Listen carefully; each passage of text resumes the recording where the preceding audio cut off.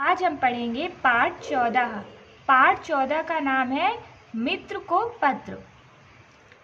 इससे हमें देश की प्रगति की प्रेरणा, श्रम और लगन का महत्व, डॉक्टर अब्दुल कलाम का जीवन परिचय, पत्र विधा से परिचय, विलोम शब्द, वाक्य संरचना, अनेकार्थी शब्दों का प्रयोग, यह सब सीखने को मिलेगा। प्रिय पंकज, असीम स्नेह, भोपाल, 2 दिसंबर 2007। यहाँ पर पंकज को पत्र लिखा जा रहा है। अपने जन्मदिन पर तुम्हारा बधाई पत्र मिला। इसे देखकर तो मैं आश्चर्यचकित रह गया। सच में मित्र, तुम्हारी सुंदर चित्रकला से सजा यह बधाई पत्र अनमोल है। तो यहाँ पर एक दोस्त अपने दूसरे दोस्त पंकज को पत्र लिख रहा है और उस पत्र में लिखा है कि अपने जन्मदिन पर मुझे तुम्हारा भेजा हुआ बधाई पत्र मिला और यह पत्र को देखकर मैं बहुत आश्चर्यचकित रह गया। मुझे बहुत खुशी हुई। तुम्हारी सुंदर चित्रकला से सजा यह बधाई पत्र मेरे लिए बहुत अनमोल है। मेरे जन्मदिन के इस उपहार के लिए धन्यवाद। इस वर्ष मेरा जन्मदिन अविस्मरणीय रहा। मुझे एक और उपहार मिला, ऐसा उपहार जिसे पाने की मैंने कल्पना भी नहीं की थी। तो उस दोस्त ने पंकज को उस बधाई पत्र के लिए धन्यवाद किया और बोला कि इस वर्ष का जो मेरा जन्मदिन था वह भूलने योग्य नहीं है। वो मुझे हमेशा याद रहेगा, क्योंकि इस जन्मदिन पर मुझे एक और ऐसा उपहार मिला जिसको पाने की कल्पना भी मैंने नहीं की थी। मैंने नहीं सोचा था कि कभी वो मुझे मिलेगा। तुम्हें याद होगा, हम पहली बार भोपाल में मिले थे, जहां मध्य प्रदेश के कोने कोने से बच्चे आए थे। हम सब अपने पूर्व राष्ट्रपति डॉक्टर अब्दुल कलाम जी से मिलने को उत्सुक थे। तो वो अपने दोस्त को बोलता है कि पंकज, तुम्हें याद होगा, हम पहली बार भोपाल में मिले थे, जहां मध्य प्रदेश के कोने कोने से बच्चे आए थे पूर्व राष्ट्रपति डॉक्टर अब्दुल कलाम जी से मिलने के लिए। उन्होंने हम सब बच्चों को कंप्यूटर चलाते हुए देखा था और हमसे बातें भी की थी। समयाभाव के कारण कितने ही प्रश्न अनुत्तरित रह गए थे। उसके बाद हम सब ने निश्चित किया था कि हम उन्हें पत्र लिखेंगे। उन्होंने भी वचन दिया था कि वे हमारे पत्र का उत्तर अवश्य देंगे। तो जब डॉक्टर अब्दुल कलाम जी से बच्चे मिलने आए थे तो उन्होंने उनसे बात की थी, लेकिन समय कम होने के कारण उनके बच्चों के मन में जो इतने सारे प्रश्न चल रहे थे वे डॉक्टर अब्दुल कलाम जी से नहीं पूछ पाए।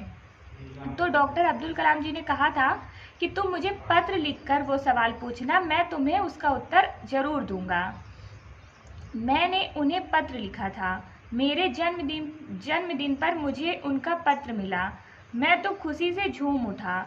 मैं तुम्हें उस पत्र के कुछ महत्वपूर्ण अंशों के बारे में लिख रहा हूँ। मैंने उनसे कुछ प्रश्न पूछे थे। उन्होंने उनका उत्तर इस प्रकार दिया था। तो जो पंकज का दोस्त है जो ये पत्र लिख रहा है वो बोल रहा है कि मैंने अपने जन्मदिन के दिन से कुछ दिन पहले उन्हें पत्र लिखा था। किसे? डॉक्टर अब्दुल कलाम जी को। तो मेरे जन्मदिन के दिन मुझे यह पत्र वापस मिला, मतलब उनका उत्तर मिला, और मैं खुशी से झूम उठा क्योंकि मुझे कल्पना नहीं थी कि उनका उत्तर आएगा। तो मैंने उनसे जो चीज़ें पूछी थी मैं उनके बारे में तुम्हें बता रहा हूँ। प्रश्न: आपका जन्म किस स्थान पर हुआ? तो उसने पत्र में डॉक्टर कलाम जी से यह सवाल किया था कि आपका जन्म किस स्थान पर हुआ? उत्तर: मेरा जन्म जहाँ हुआ था वह घर रामेश्वरम में है। तो अब्दुल कलाम जी का जन्म रामेश्वरम में हुआ था। नोट: 27 जुलाई 2015 को डॉक्टर कलाम का निधन हो गया है। तो यह जो किताब है तो यहाँ पर यह लिखा है कि 2015 को डॉक्टर कलाम का निधन हो गया है। प्रश्न: सुविकसित भारत का सपना साकार करने में आप हमारे जैसे बच्चों से क्या आशा करते हैं? तो उस दोस्त ने यह सवाल पूछा कलाम जी से कि भारत को विकसित करने में, उसका सपना साकार करने में आप हम जैसे बच्चों से क्या उम्मीद लगाते हैं कि हम कैसे करेंगे? उत्तर: तो कलाम जी ने कहा, मैं 3 चीज़ों की उम्मीद करता हूँ कि पहला, आप पढ़ाई कर रहे हैं इसलिए पढ़ाई में अव्वल बनो। किंतु मूल्यों के साथ पढ़ाई करो। दूसरा, आप जहाँ भी हैं उसके आसपास के 5 से 10 किलोमीटर की दूरी पर रहे ऐसे लोग जो पढ़ लिख नहीं सकते, उनकी सहायता करो। कर सकते हो ना।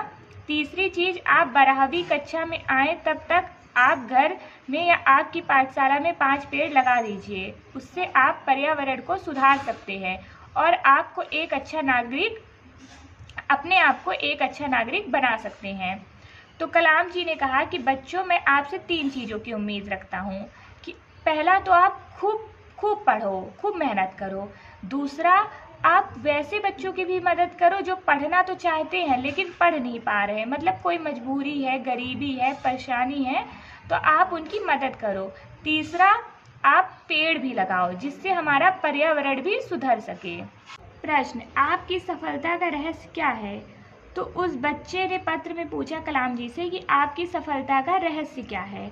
उत्तर, पहली और महत्वपूर्ण बात यह है कि जब आप 6ठी, 7वीं या 8वीं कक्षा में होते हो तब से ही अपना ध्येय निश्चित कर लेना चाहिए।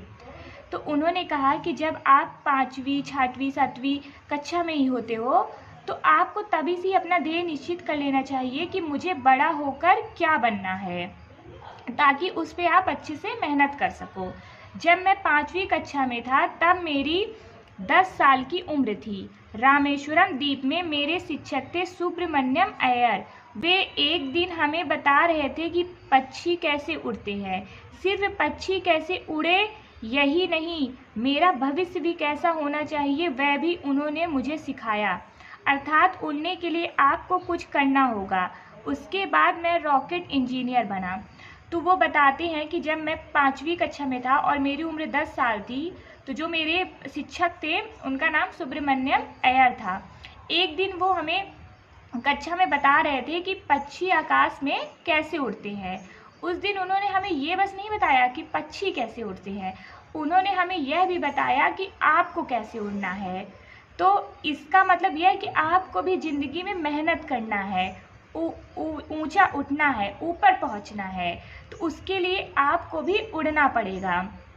तो उन्होंने उस दिन क्लास के बच्चों को सिखाया, अर्थात उड़ने के लिए आपको कुछ करना होगा। उसके बाद मैं रॉकेट इंजीनियर बना, अंतरिक्ष विज्ञानी बना और अंत में राष्ट्रपति भवन तक पहुंचा। कहना यह है कि आपके जीवन में निश्चित ध्येय होना चाहिए। उसके बाद उन्होंने ठान लिया था कि हाँ मुझे कुछ करना है। उसके बाद वे पहले रॉकेट इंजीनियर बने, फिर अंतरिक्ष विज्ञानी बने और अंत में राष्ट्रपति भवन मतलब हमारे देश के राष्ट्रपति भी बने। तो आपके जीवन का अगर ध्येय निश्चित है कि आपको जीवन में क्या बनना है, तो आप उसमें पहले से ही मेहनत शुरू कर देते हैं। इसीलिए आपका जो जीवन का ध्येय है वो निश्चित होना चाहिए, एक अडिग होना चाहिए कि हाँ मुझे यही बनना है और इसी पे मेहनत करनी है। दूसरी बात पसीना बहाने की है। एक बार जब आप ध्येय तय कर ले तब आपको उसके लिए पसीना बहाना पड़ता है, आपको कठोर परिश्रम करना पड़ता है। तीसरी चीज़ है कि उसमें कई कठिनाइयाँ भी आएंगी, किंतु आपको उससे डरना नहीं है।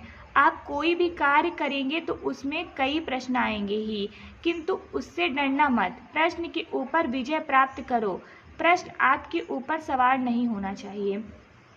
तो कलाम जी कहते हैं कि आप अगर एक बार अपना ध्येय निश्चित कर लें तो फिर आप उस पर मेहनत करना शुरू कर दें। बहुत सारे लोग आएंगे, बहुत सारे लोग उसमें सवाल उठाएंगे, लेकिन आपको किसी से डरना नहीं है। आपको पता होना चाहिए कि आपको क्या करना है और आपको कैसे मेहनत करनी है। आपको किसी की भी बातें अपने ऊपर सवार नहीं होने देनी है, किसी से डरना नहीं है। मैंने ठीक कहा ना पंकज, मेरा यह जन्मदिन विशेष रहा है ना। मैंने काका कलाम की बताई बातों पर विचार किया, उनकी आशाओं की कसौटी पर खरा उतरने का प्रयास करूंगा। मुझे विश्वास है कि मैं अपने प्रयास में अवश्य सफल रहूंगा। तो वह अपने दोस्त पंकज से बोलता है कि मैंने ठीक कहा ना पंकज, यह मेरा जो जन्मदिन था वो विशेष रहा ना, क्योंकि मुझे काका कलाम का पत्र मिला और उन्होंने मुझे बताया कि जीवन में सफल होने के लिए क्या करना चाहिए, और मैं उनकी बताई हुई बातों में ध्यान दूंगा और उनकी आशाओं की कसौटी पर खरा उतरने का प्रयास करूंगा। उन्होंने मुझे जो चीज़ें बताई हैं, सिखाई हैं, मैं करूंगा और मुझे विश्वास भी है कि मैं उसमें सफल हो जाऊंगा।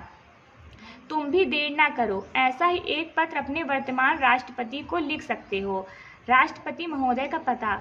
तो उसने पंकज को भी बताया कि तुम भी देर ना करो, तुम भी अगर लिखना चाहते हो तो तुम अपने वर्तमान राष्ट्रपति मतलब डॉक्टर APJ अब्दुल कलाम को पत्र लिख सकते हो, और उनका पता भी दिया।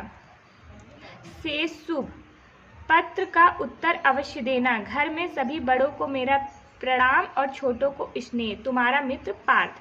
तो पार्थ ने पंकज को पूरा पता बताया कि तुम्हें पत्र लिखकर किस पते में भेजना है, और लास्ट में लिखा कि घर के सभी बड़ों को मेरा प्रणाम और छोटों को स्नेह। तुम्हारा मित्र पार्थ। तो यह हो गया हमारा पाठ 14 यहाँ पर समाप्त हुआ। अब हम अगली वीडियो में इसका अभ्यास देखेंगे।